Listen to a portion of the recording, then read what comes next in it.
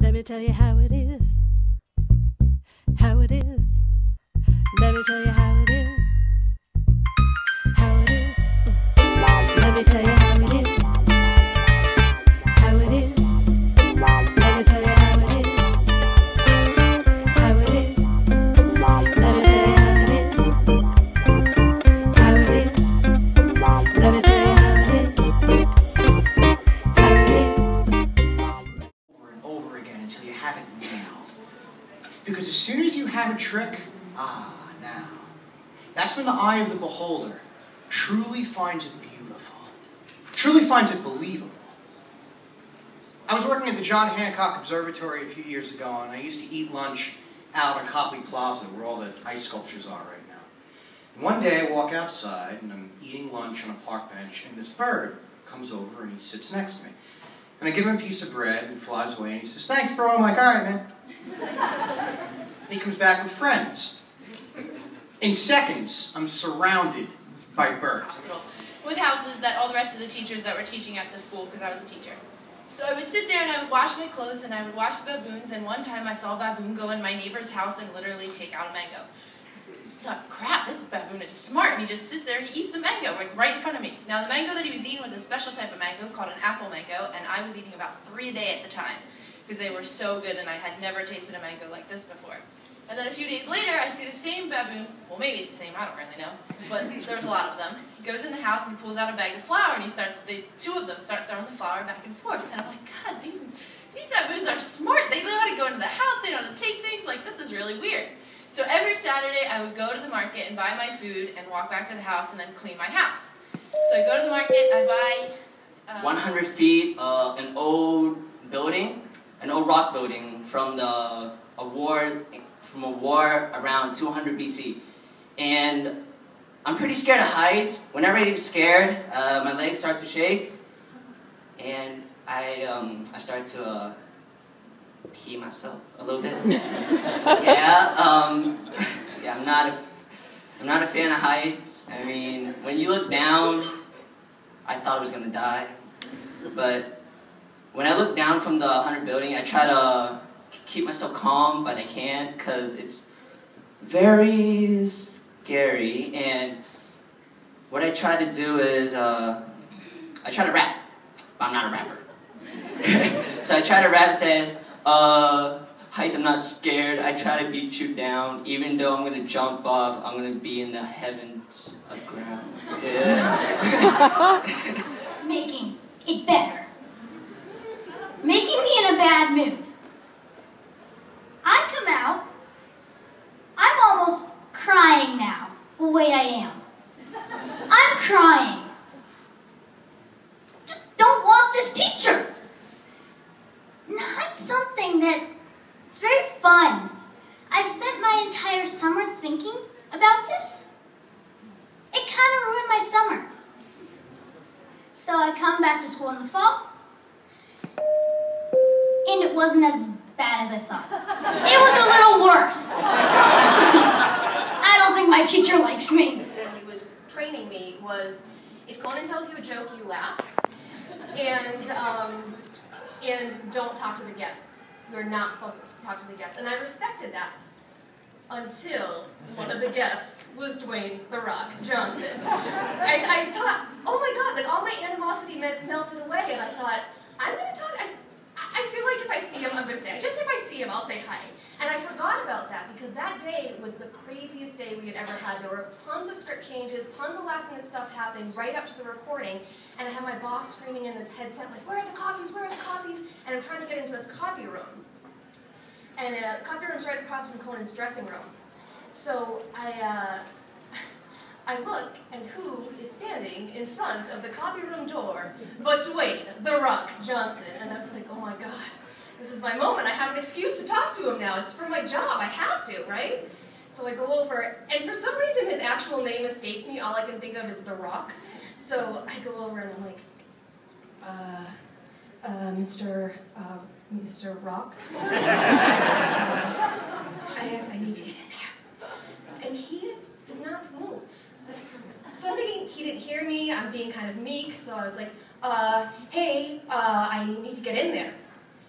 And he still does not move a single beautiful rippling muscle. And so I finally start to lose my cool. All my animosity starts coming back. Like, who the heck does this guy think he is? So I scream at him, right as Conan's coming out of his dressing room, by the way, and sees me. I scream at him. I was like, hey, I need to get in there.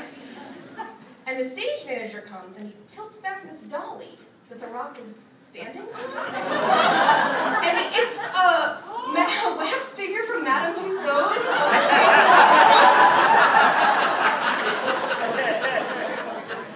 So I learned something very important that day. You can yell at someone, but you should always look them in the eye. About a month after that, because I'm pretty upset. But about a month later, I see him in the middle of the center, and he's with this beautiful, beautiful woman, and I'm pretty upset. And I think, how could I have lost this great friend, my only friend, really? So I cross the center, and he sees me, and he's crossing the center to me, and we just have this massive embrace in the middle of the center, and I say, I'm so sorry. And he says, no, I'm sorry. And I'm so relieved because I have my friend back. And everything goes back to the way. Turn down the heat? No. Sophie, please turn down the heat, or else I'm going to take off all my clothes because I need to be able to study, and I can't do that when I'm too hot. No.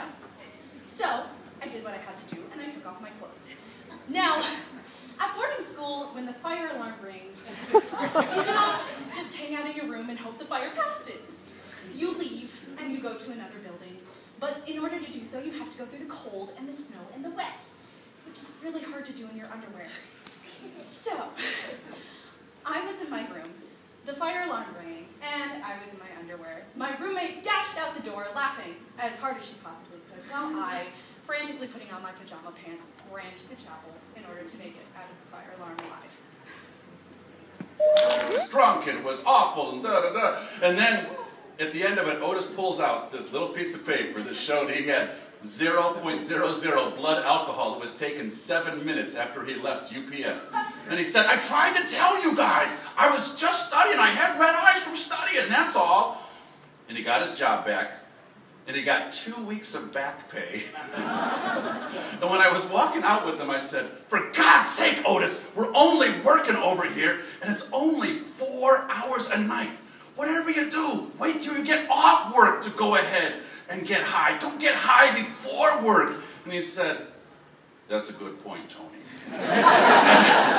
That's what he did from then on.